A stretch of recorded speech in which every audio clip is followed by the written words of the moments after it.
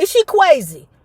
You don't want to share the room. If you believe, woo, yeah. If you believe, woo, yeah. You don't want to share a dressing room with the Lena Horne, bitch. Are you crazy? Are you crazy, girl? Girl, are you okay?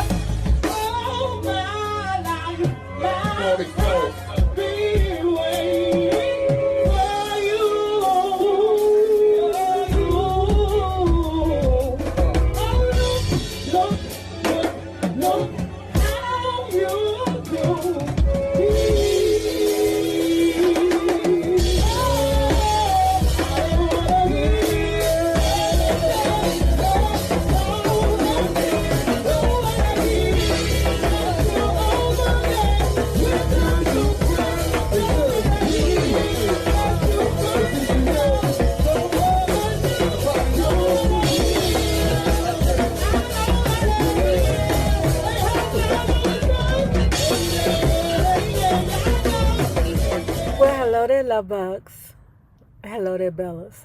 If you have not already done so, please remember to like, share to Facebook, subscribe, and visit uptopbeauty.com.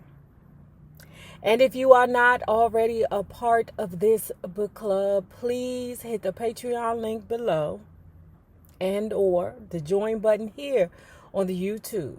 And for a small monthly fee of $5, you babies, yes, you can be privy to all the shenanigans before the YouTube gets it, if the YouTube gets it. Now, let's talk about Call Her Miss Ross, the unauthorized biography of Diana Ross by our dude, JRT. Say what you wanna, but I'm here to stay, cause I'm a mean old line. Dun, dun, dun, dun, dun, dun, dun. You can go where you wanna, but don't get in my way, cause I'm a mean old line. Dun, dun, dun, dun, dun, dun, dun. Don't play with me when it comes down to the wig. Finding a new director was not easy. Cohen talked to Herb Ross and then Bob Fosse, but they showed no interest. Finally, Sidney Lumet, who had just finished working with Richard Burton on Equus, was hired as a director. Lumet decided that the best way to make the film work would be to turn it into a modern-day Manhattan fantasy, so New York locations would be utilized. The budget was now up to $30 million, 3 times the total production cost of Lady Sings the Blues. Screenwriter Joel Schumacher's script had Diana playing a 24-year-old school teacher living in Harlem who gets caught up in the vortex of a blizzard and ends up in Oz, a souped-up New York City with her dog Toto. Once there, she somehow convinces the Scarecrow, 19-year-old Michael Jackson, Lion, Ted Ross, and Tin Man, Nipsey Russell, that the qualities of knowledge, courage, and compassion they're hoping the Wiz will give them are qualities they already possess. Slide some oil to me, let it trickle down my spine. Laid in there in one position, showed and made me tired. A teeny. Producer Rob Cohen remembered Joel Schumacher, Sidney Lumet, and Diana Ross had an interpretation of Dorothy that was neurotic. They said that, Dorothy was a hot mess as an adult. She didn't know where she was going. She had a nervous tick. Anything that could be wrong with a grown-ass woman living with her aunt could happen. But then, in reality, if the girl's only 24 years old and she's a teacher, goddamn, not all children are thrusted into the world at 18. Now, you got some mammies that kick their kids out, and then you got some that stay home. When Judy Garland filmed The Wizard of Oz in 1938, she was 16. Diana Ross now was 32. Wait a minute, I knew that. Hold on, and that was another thing. Hold on, Clarence. Okay, they got Diana Ross pretending to be 24 in this movie. I thought it was 26. And although Diana Ross is very beautiful, very, very beautiful, she has never looked young. Never. Okay, she has always had an older, sophisticated look to me. Even when she was Supreme. She's like 16, 17, 19 years old. She still always looked like a grown-ass woman that was like 30-something. Okay? When news of the casting was announced, most critics felt that Barry was giving his princess something else she wanted without any consideration to the realization or artistic control. Barry didn't have much of a choice. It has been rumored forever that Barry Gordy put Diana in that role because he wanted his precious Diana to do that role. Because if it was anybody that was going to star in the role, it wasn't going to be the Stephanie Mills who was, appropriate for the role. It was going to be the Diana. So he's not responsible for this. This was Diana's choice only. This was Diana and the movie executive's choice to make Diana Ross Dorothy. Okay?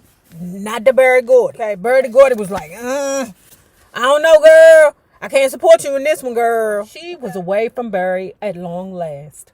Rob Cohen said it was not Barry's money. It was all MCA's money. And Diana had said, look, if you want me to stay at the company, then let me go and do my own thing and stay the hell out of it. It was liberating for her. For the first time, I feel grown up, she said at that time. It's like Dorothy in The Wiz. I believed that I could be independent, and though it scared me to death, I found that I could, that I had it in me all the time, she added. Rehearsals started July 1977, but filming at the Astoria Studios in Queens wouldn't begin until Monday, October 3rd, 1977, for a 13-week schedule. She took her eyebrow pencil and wrote it on the dressing room mirror. You have nothing to fear but fear itself. That's right, girl. You manifest your future, your life, your positivity. You manifest it. You hear me? Sidney Lumet said, I've never met a woman anywhere to compare with Diana. Anywhere. She is a person going through a most extraordinary metamorphosis right now. She's absorbing everything, experiencing everything with unquenchable energy. People magazine reported some immediate problems on the set. Diana Ross made like the Wicked Witch of the West when she was told that she had to share a room with Lena Horne. Girl, is she crazy? Is she crazy?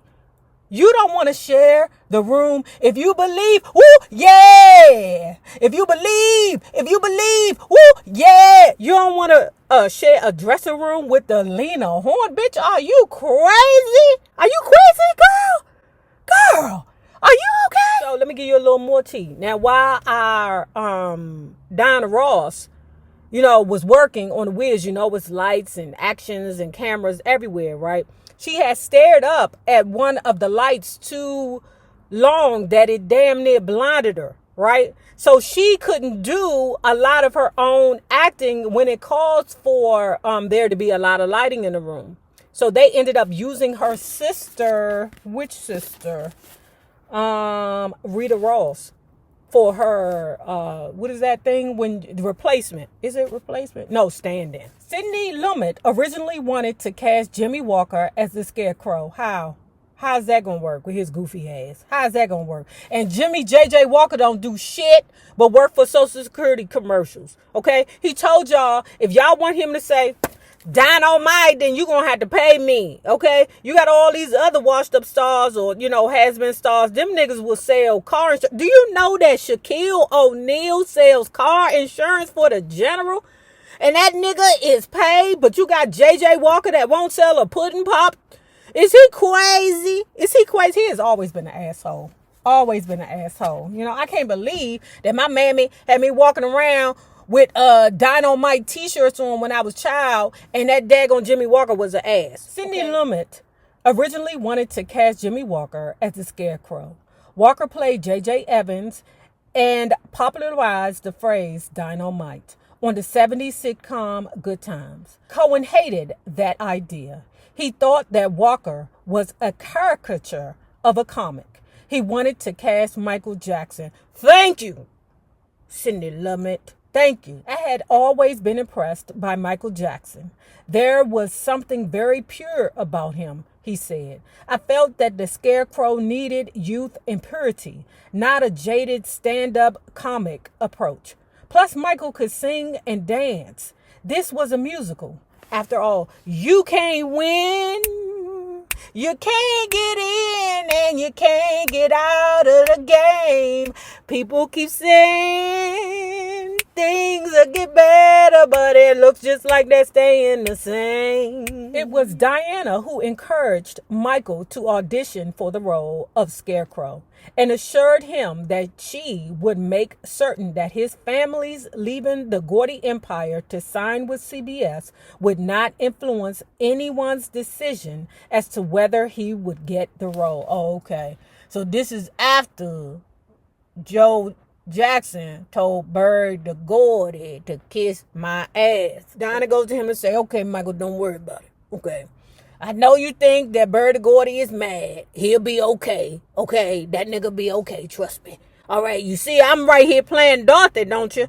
I'm 32, and Dorothy is supposed to be 24, okay? But for real, she damn near just 12 or 13, but I mean, anything's possible. Diana Ross and her Wiz co-star, Michael Jackson, became so linked in the public's mind that most people never thought of one without the other. Diana Ross and Michael Jackson had enjoyed a friendship since Barry foisted the young Jacksons on her when he and his family moved from Gary, Indiana to Los Angeles in 1970. Michael later claimed that Diana, an art fan, encouraged him in that field and that the two would go out practically every day and buy art supplies or go to museums where he had said Diana introduced him to the works of Michelangelo and Degas. That seems unlikely considering Diana's schedule in the early 90s. She was rarely at home, and when she was, she seemed to self-consume in her own problems, her solo career, and unusual marriage to spend her days teaching a 10-year-old how to paint. Now, again, the book is saying that's not likely. Okay, Diana don't have time to be listening to Michael Jackson's problems and deepest, darkest secret because she got kids over there. Okay, why would she spend time listening to your children? You know them Aries is selfish as fuck. I don't have time to listen to your problems, Michael Jackson. You got a whole mammy and a daddy over there. Go talk to them. You know, but they said that it was unlikely that if Michael Jackson was talking to her about his deepest, darkest secrets, it was unlikely that Diana Ross was even paying attention to the shiz. They did have some funny moments on the set. In one scene, Diana was supposed to faint and be picked up by Michael Jackson. You know goddamn well Michael Jackson weighing 90 pounds can't pick up Diana Ross' ass weighing 102. Hiring Michael Jackson to be the Scarecrow and arranger-composer Quincy Jones to score the film, Rob Cohen had inadvertently put two forces together that in the 80s would go on to make music history with Thriller, the biggest selling album of all time. At that time, okay? I didn't know that was the first interaction between the two, and what a friggin' soundtrack. One day during a dance rehearsal, choreographer Louis Johnson tried to organize a couple of 100 dancers, all skateboards and hula hoops. Remember in the beginning when she first hit Oz, and then you got all these munchkins? Let me say this, okay? First of all, when I was a child, I did not know that it was only 2 children and 400 adults, okay? I didn't know that. You know, all riding around on the skateboards and stuff like that. And remember, because this is when Miss One comes in. He's the whiz, he's the Wizard of Oz. He's got magic up his sleeve. He's the wizard. He's the whiz and he lives in Oz. Yes. Da da da da da da da da da da da. Y'all don't play with me when it come down to that whiz, man. Stop playing with me, Joe. Y'all don't know me like that, man. One day during that rehearsal for that particular part, they said that the man couldn't get control nowhere. During 1978, Diana started her tour at the Universal Amphitheater with a spectacular new show. Unlike Raw's current concert appearance, which were getting raves, The Wiz was released in October 1978 to a generally mediocre review. The Wiz had a short life and Motown lost a bundle. Barry was truly disappointed by the blot on his company's record. So eager is he to forget The Wiz ever happened. He cut all mention of it from the Motown 25. Didn't I tell y'all when I watched the Motown 25 recently and I did a video of it? I was like, damn, they ain't mentioned nothing about The Wiz. And I'm saying to myself, how could such a cult classic be a flop? I'm confused. I'm concerned about that. I'm just lost. How is that possible, Clarence? How is that? It's a cult classic. But I believe that maybe it wasn't appreciated then as well or as much as it's appreciated now. Now, in my family, like I've told you, we're very cultured, okay? My grandmother took me to see The Wiz. I remember this woman because her name was Renee Harris. She was the one who played The Wiz in the show that we went to see, okay? Of course, I was disappointed that I didn't see Stephanie Mills, right? And, you know, when it came out in the movie theater, I had turned, that year I had turned 7 years old. So my grandmother, Hilda the Great, love you, Granny, took me and all my cousins, Mick, Danny. I'm not sure if Honey went. Honey was a little older, but it was Mick, Danny, Andrew Consuela. I'm not sure if Yaya went, but he might have been too small. Yeah, I think he might have been too small. But it was definitely me, Danny, Mickey, Andrew, and Consuela. Okay, and we all went to go see The Wiz. I'll never forget it. And my grandmother never drove, so we was on the bus. And we damn sure knew how to act with that lady. Okay? My grandmother ain't really had to put her paws on us at all. But we knew how to act with that lady. You hear me? Hilda the Great did not play. It was a big, big dream that got away, Cohen said in retrospect of The Wiz. A brilliant idea gone very wrong. The knowledge that 2 years of my life, 23 million of Universal's money, thousands of man hours of labor, and all the love, hopes, and dreams of everyone involved had gone into this movie that didn't stand a chance absolutely made me sick. It made me sick too. Tell me the truth, y'all. I can handle it. Do y'all believe that if Stephanie Mills was casted, it would have done better? What mattered most to Diana, though, was that she had broken her tie with Barry and did what she wanted to do her way. It was just so important for me to get out of there and do something on my own. After The Wiz, Rob Cohen left Motown Productions. He said that there was no connection between the movie's flop and his leaving the Gordy empire. I don't believe that. I don't believe that. You can't pay me to believe that. I think because he looked at Barry the Gordy as the supreme being, I think he felt like I can't look the man that I considered to be my father figure in the face when I let him down. In November 1978, Barbara Walters planned to interview Diana for one of her primetime television specials. Diana had met Walters before, and like many other stars, was tremendously intimidated by her. Hello, Black Hole. Say hello. Hey, I say hello. See this brother winning, man. A-R-E. Hey, look, what is your win, babe? It is a win thing. Oh yeah! We ain't going nowhere. It is a win thing. Kansas City. What the fuck? It is a win thing. Oh yeah! Uptown. Southside. Come on.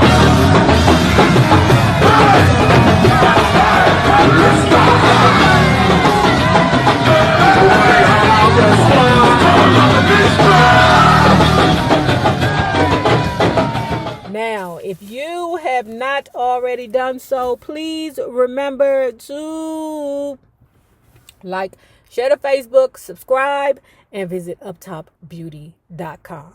Now remember this. The same people that you meet on the way up will always be the same people that you meet on the way down. My naysayers, my patron loves. You babies, y'all better have a good one.